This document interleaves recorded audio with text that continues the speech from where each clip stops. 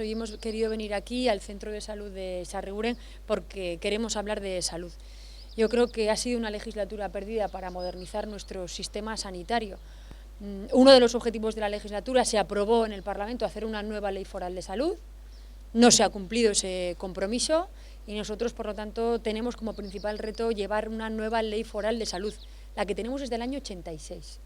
Por lo tanto, necesitamos modernizar el marco normativo de nuestra sanidad, que dibuje un modelo de asistencia sanitaria más moderno, un nuevo marco de ordenación de nuestra sanidad, en donde hable de cosas fundamentales, como por ejemplo un marco presupuestario estable, tendiendo al 6,5 del Producto Interior Bruto dedicado a sanidad, donde se dé la importancia a los centros de salud y a la atención primaria que requieren, también con un marco de financiación estable.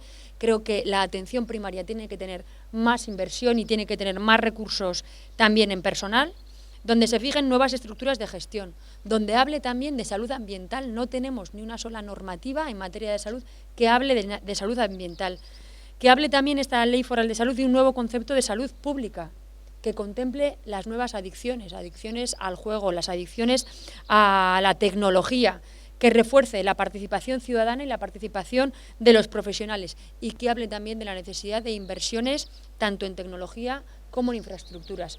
Y otro de los retos fundamentales es la estabilidad de las plantillas.